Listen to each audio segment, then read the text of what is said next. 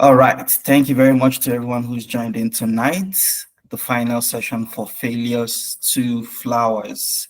It's been a wonderful journey. I myself have been part of this journey. For someone to truly share on any subject matter or on any topic, he or she must have actually gone through that process personally. And I must tell you, going through all the notes, preparing for this, and also listening to recordings myself, this truly is transformative. I mean, transformation is an ongoing process, but this is one bus stop that we're not going to forget in a long while.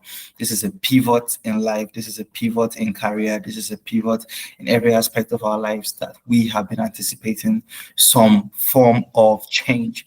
So for everyone who is here right now, for everyone who is joining the live stream, for everyone who may be watching a recording, for those who have joined in for a wonderful session we've opened up tonight, not just for people in the community, but for everyone around us, just to have a feel of what it's like. We say thank you, thank you, thank you for joining. If you could, if you're active, you could drop a comment. If you're watching on YouTube, if you're on the link here, drop a comment. If you're in the community, drop a comment. Let's just know that everyone is alive and well. So it's been a wonderful journey. 3 meetings so far. Tonight, making the fourth contact. 4 major points we've been trying to drive home. Number one, the untold side of failure. We tried our best to switch and change the whole narrative behind failure being a stigma, the whole narrative of failure being an unsurmountable problem, failure being a major block in our ways or on our paths to success. Hitting failure is not the end. Hitting failure definitely is not what it's being painted to be. We now understand that failure just simply means we haven't done well enough. Failure just means we didn't do it right.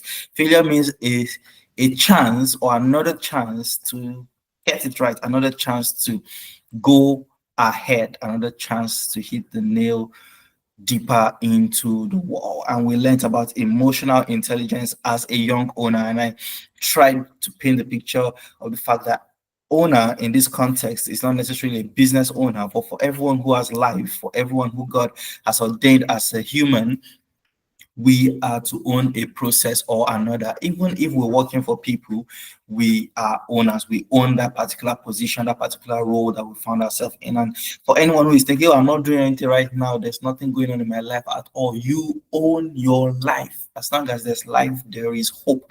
You're living, that is ownership. You wake up, you decide to make your bed, you say, oh, I don't have a bed. Okay, fine. You're making up the environment, you're walking, you're talking, you're breathing, you own something. And if we try to learn that, emotional intelligence definitely is trying to act without our emotions, without sentiments, without bias. Emotional intelligence has to do with totality as a person without our own personal input, viewing things objectively for what they are, not what we think or what we want it to be.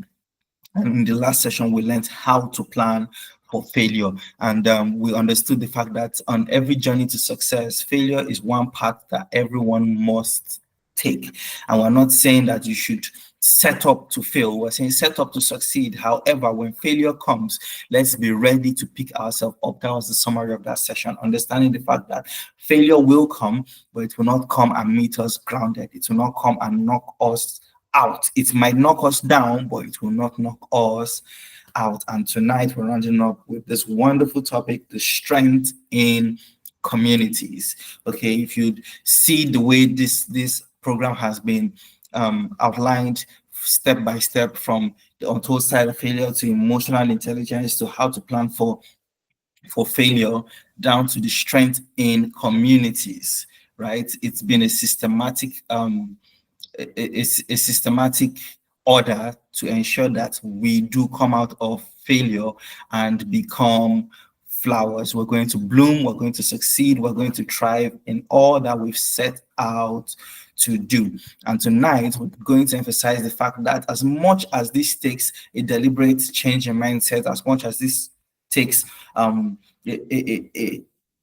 action or an acting out on personal will and personal volition, doing it alone might not take us so far, and we need to do it along with people. So let's get started. And another disclaimer, I'm a believer. I do this in every of my sessions. I'm a believer, so you will encounter references to the Bible, as these are the foundations upon which I have built my life, my career, and everything that I do. So tonight we're starting with another wonderful verse that I love so much, Ecclesiastes 4 9 verses 9 and 10. It says, two are better than one because they have a good return for their labor. If either of them falls down, one can help the other up, but pity anyone who falls and has no one to help them up. First few times I came across this verse, I used to think it meant couples or married people.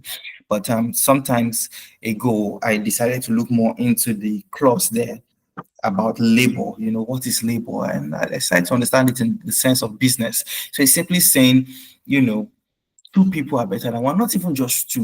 It's contextual. It's just saying it could be two companies, it could be two bodies, it could be two groups, but two is better than one. You need to work together. We need to work together. I'm talking to myself as well. We need to work together. The last part says, pity anyone who falls and has no one to help them up. A part of my book, Surviving the Startup, I talked about mentorship a whole lot there. And part of mentorship in life is the fact that you have someone to guide you, but more so, someone to pull you up. I will tell you, a couple of times, one of my main mentors in life, Professor Adewale Adedogun, I love him so much. I probably don't talk to him all the time. I probably don't even see him most of the time. He's a very, very busy person, but he loves me so much, and I love him too. When things are good, when things are rosy, when things are nice, I almost don't hear or see from him. But you see, in my lowest moments, he always turns up. In my most down situations in life, he always shows up. And I know it's evident. I mean, there are sometimes I feel so low, I just make a post, he will react, he'll send a message, what's going on with you? He could just put a love sign, like, God is with you, I'm there with you, things like that. He always shows up. So as little as those acts are, it gives me a bit of a drive, it gives me a bit of a feel to pick myself up and say, you know what, let's keep going, let's try again, let's hit this harder, let's go harder, this thing can work out. That's the strength that comes when you're not going alone. That's the strength that comes when it's not just you out there. That's the strength that comes when you have someone beside you, someone to walk you through that path. Next, we're going to talk about success not being a solo journey. Success is not a solo journey in everything we do, right? Uh, there are many people who come out, they claim I was self-made. No one was there for me when I had nothing. Nobody picked me up from the gutter. Many people believe that success is a solo journey because they've heard so many of those kind of stories. But I tell you, the reality of the majority is very, very far from it. Even the most successful individuals rely on a network of support. They have people who support them verbally, uh, verbally, out. I was going to say non-verbally, but I hope you get what I mean. I mean, people who talk to them to support them, people who give them to support them, people who stand by them to support them. There are a series of network of support they have that helps them stay grounded. Okay. Now, I want you to think, who is in your corner? If life gets tough right now, or let's even say life is tough for some people, or let's imagine life is good. Even if life is good, who is in your corner? Picture a boxing ring now. When they finish boxing for a whole round, the boxer goes to the corner and his trainer comes to him. Someone is cleaning his face, someone is trying to change his mouth guard, someone is trying to wipe the sweat off his face. Those are people that are helping you, or those are people that are in your corner. It goes to show that even if you are winning in life, there will always be a round after another round. You need to go back, recharge, refresh. Who is there for you? Who is there to give you that word in the moment? Who is there to give you that little push that you need? You see, even in the Bible, Joseph's rise to power was not exactly on his own. So yes, he could interpret dreams. Yet, yes, he had that gift from God, but it was not entirely on his own. By the time he was put out of prison by Pharaoh, he had to work with other people, Pharaoh's advisors, Pharaoh's ministers. He himself became a minister, but he had to work with other people to ensure that the interpretation of that dream and the plans they had to store food, everything came into fruition. It was not just enough for him to say, "Oh yeah, I've seen a vision. Oh yes, everybody go and save food. Okay, they've made me minister of agriculture. Now I'm going to control the farmers. I'm going to control the vineyards." Everything. No, you have to work together with people to provide solution. Even David did not achieve greatness alone. He was supported by loyal warriors. He went to war with people. He didn't, yes, he killed Goliath on his own, but every other war, he went with mighty men. Even the Bible records it. I think it's in 2 Samuel chapter 23 or thereabout. He went with mighty men. As a matter of fact, his mighty men were even much more phenomenal than him in some cases. Okay. So his men were recognized a whole lot for their powers, for their ability to fight hard. So communities will always turn our individual failures into failures into a collective success. Let me take that again. Communities will always turn our individual failures into a collective success. When we come together, we think, we plan, we organize, that thing becomes a success because we are not fighting alone. There's a movie I love so much, The Avengers. As much as each one of them are so powerful, as much as each one of them were so good, when it came to defeating Thanos, everybody had to come together from different universes, from different galaxies. Everybody came together to fight.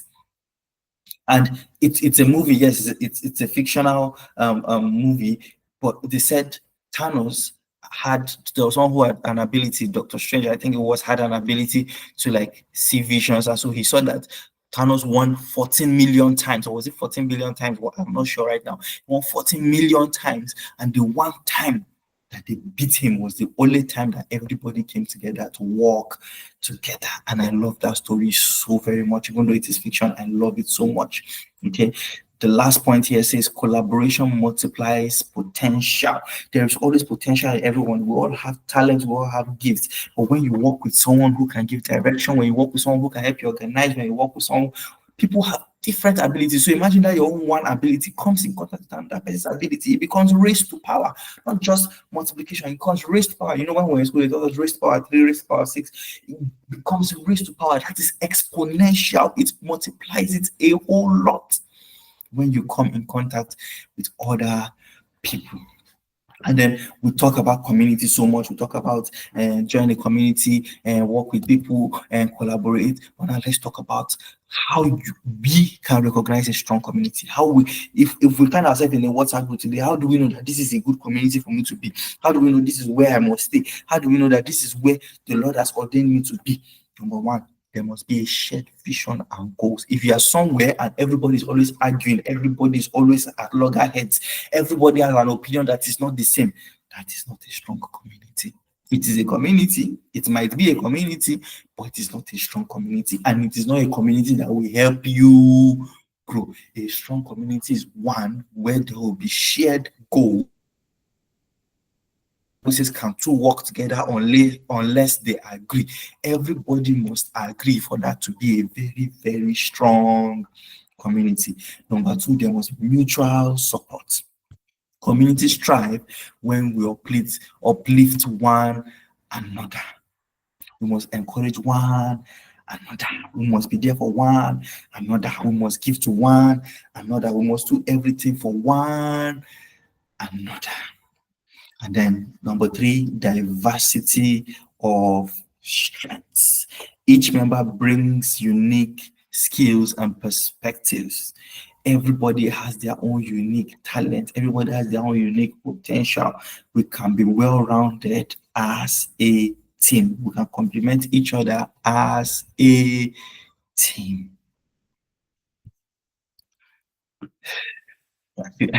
I feel like this is a part where you take a deep breath and watch everything just roll back.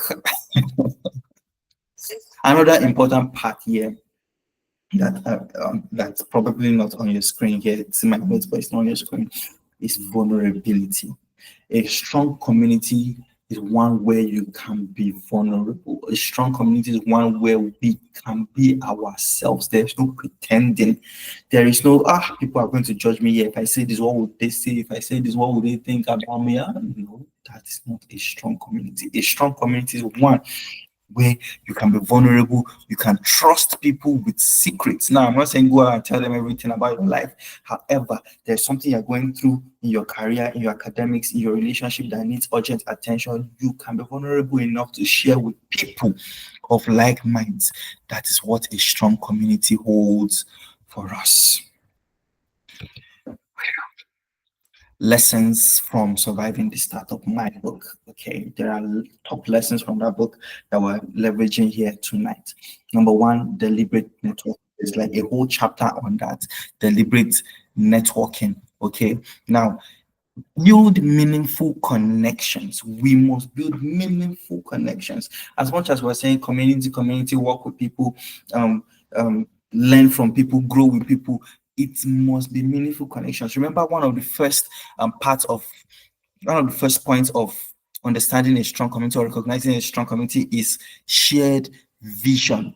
So shared vision leads to meaningful connections. When you share the same vision, you share the same objectives, you share the same goals, that is a meaningful connection, not a connection where, oh, we're just in the same WhatsApp group. I have this person's number. This person is the special advisor to this governor. This person is the director of so and so, but you people are not talking, you people are not relating, you people don't even know each other apart from that WhatsApp group that joins you, apart from the phone number, or apart from one time when you saw each other at a party. Nothing joins you people again together. There must be meaningful connections. Sometimes we find ourselves in some groups, in some meetings, they'll say your name, say where you're from, and one fun thing about you. The reason why they always add one fun thing about you is so that there must be a meaningful connection. If one fun thing about me is that I love Chelsea Football Club, the next person that will help me, that might open the doors for me, might also love Chelsea Football Club. Another person might say, I love to eat. When another person who loves to eat connects with them, that person might be the one to open doors, because there is a meaningful connection. And the next, shared responsibility. There must be a collaboration in every team. The collaboration will be the one to accelerate success. I have multiple years in leading teams now, like close to 3 years running. I've been leading different teams at different levels. I must tell you, the ones that succeed the most are the ones that there is a collaborative and collective team effort. Collaborative and collective team efforts. That's when we get to succeed. If everybody's coming with an idea, everybody is a star boy, everybody is the best player, everybody is the strong man or the strong woman, there will always be issues, and that community will not thrive.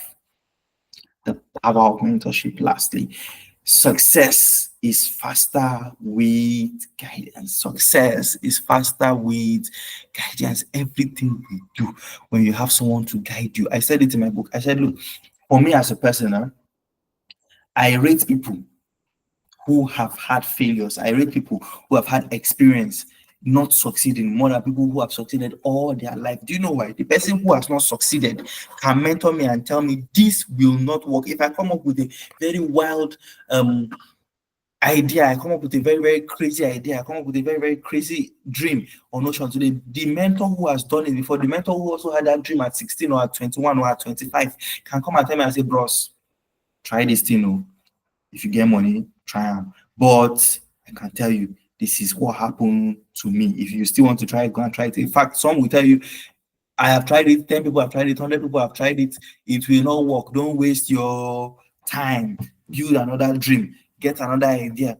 That is the power of mentorship. People who have walked that path with you, or people who did not walk the path but have enough experience to give insight into what it is like to walk through that path you are about to walk through. That is the power of mentorship. Now, let's talk practical step. How do we build a strong community? I'm saying build a strong community. Now, I'm not saying go and start your own community. But you see, a community, like I said, is collaborative effort. If you find yourself in a community, we also have that responsibility to build that community. It is the collective effort that will keep that community strong. Because another person will come one day and we will use our own metric, our own ideas, when we say what makes a strong community, the person will come and be checking: is there shared vision? Is there mutual support? Is there diversity of strength?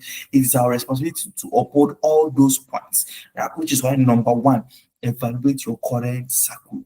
Your circle is a community. The people you talk to is a community. The people you chat with is a community. The people you laugh with is a community. The people in your church is a community. The people in your office is a community. While we have options of changing some of them cannot change it. Like you cannot quit your job. Like you may not be able to change your church unless Holy Spirit gives you the leading. You may not be able to leave your neighborhood or your street because you cannot change house. But evaluate your circle. Evaluate your circle. Identify the individuals who are inspiring you, they are challenging you, and they are supporting you, and you stick to those ones. The ones who are not doing either of the above, none of the above people, bless God for them. You greet them when you have a chance. You talk to them when you have a chance. After that, you move on. Be intentional about your networking. Next point. After evaluating your circle, you must have seen that I have 30 people in my community. Now, lie you when you use this to check and you see that you are trying to check who is inspiring you, you are trying to check who is challenging you, you are trying to check who is supporting you.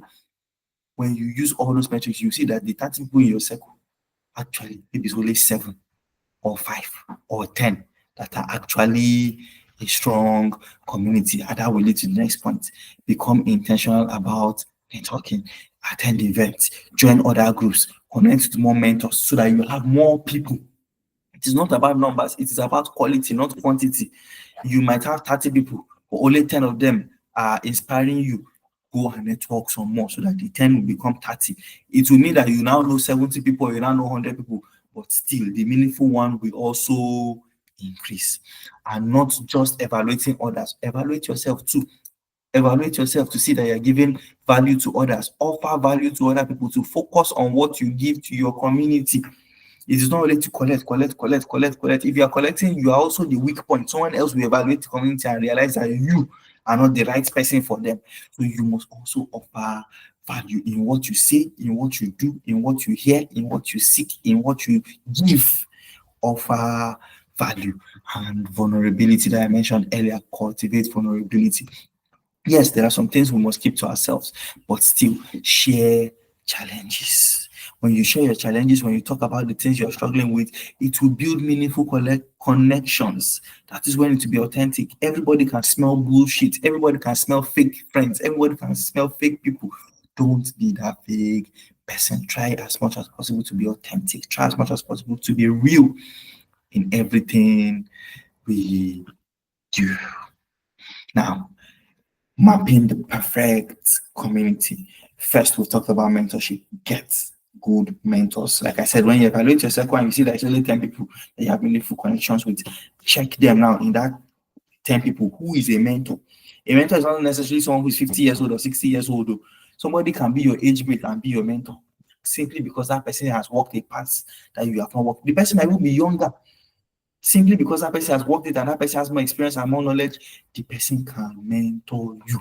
Now, a mentor does not also have to be all around. You can have a mentor at work, you can have a mentor in church, you can have a mentor in school, just for what it is. The person might have other weaknesses, but focus on what you need that is good about the person. Next part of mapping the perfect community is your peers. These peers, people who are working with you, people who you gist and joke, people who have seen you at your lowest and your worst moments. Who are those kind of people? Do they inspire you? Do they challenge you? Do they support you? Your peers, they must fit into that category as well. And lastly, mentees. Remember, I just said offer value. Somebody might not come and say, Daniel, come and mentor me. Somebody might not come and say, Daniel, come and be my coach. But still, in a perfect community, you must be giving. I like to give this illustration. Imagine when you open a tap and you put a bucket and water is pouring into the bucket and you don't use that water to do anything. You're not using the water to fill another bucket. You're not using the water to cook. You're not using the water to wash. At some point, the water will begin to overflow. And what is happening? It is wasting. Only you are networking. Only you are having good community. Only you are planning for failure. Only you are changing failures to flowers. But you are not giving back. You are not talking to other people. You are not helping other people. There are some people that no matter how much publicity goes into programs, no matter much publicity goes into event, no matter how many mentors are out there in the world, they might never get access to them. It is your own responsibility to be a guide and a light to those kind of people. Amen. Wow. Excuse me. It's been a wonderful ride. Trust me, it's been a wonderful ride. Been a really, really wonderful ride. And I would like to close with this wonderful quote here tonight from Helen Keller. It says, "Alone we can do so little, but together we can do so much." Alone we can do so little, but together we can do so much. Imagine a football field. Imagine a football field with just one star player, and that star player is the one playing attack, playing midfield, and playing defense, and playing goalkeeper. He could be doing so little. Even if he's winning, he might not be able to win as much games because he'll be tired. Even boxers, even wrestlers who fight alone, they have people working with them. They have managers, they have coaches, they have doctors, they have people always in their circle. I'm grateful to God for that. Oh, yes. And now we've come to the end of this program. If you're looking to keep growing in your career or you still need answers to a bunch of questions, these are fun ways to get in contact with me. I am always open and available to help out in every way that I can. This for me is not just a one-off thing. It's not just a, a fame thing. Okay, this is more like an assignment. This is more like my purpose. This is more like my calling, and I will never ever get tired of leveraging this. I'll never ever get tired of answering questions. I'll never ever get tired of working with people in and around things that have to do with career development or balancing work and life. I am always open. I am always available. My name is additional Tomi-Daniel. For everyone who is here, for everyone who is watching a recording, for everyone who is streaming live, I know that everybody is having a contact some way, somehow. You know, someone who is going through something and needs a little bit of challenge or a little bit of support. Contact me, reach out to me. As you bear me witness in all of these 4 sessions, I will not waste your time. I will not talk too much. I will not bore you. I do my best not to, at the very least, but I will leave you challenged. I will leave you supported. I will leave you inspired because it is my own aim and my own focus to build a strong community as well. Once again, thank you very much to everyone who is joined in. We will ask for just one favor, and that would be drop a comment, drop a post online. Okay, tag me, use the flyer, failures to flowers, use the pictures. If you have notes, if you have screenshots of the slides, post them online. Let people know what you learned from this. Okay, testimonies are the lifeline of this kind of experiences. People need to believe again. People need to hope again. So please, let's do that. And that is the only favor I request of you. If you can't find me, no problem. Just go ahead and post. If you can't tag me, just go ahead and post. WhatsApp, Facebook, Instagram, wherever you can. Let's just keep the cycle going. Let's keep the fire going. I love you all so much. I cherish you all so much. And I hope we will get to do many more things together. So I guess it's bye for now. Until the next program, until the next event, I will see you all then. Thank you so very much.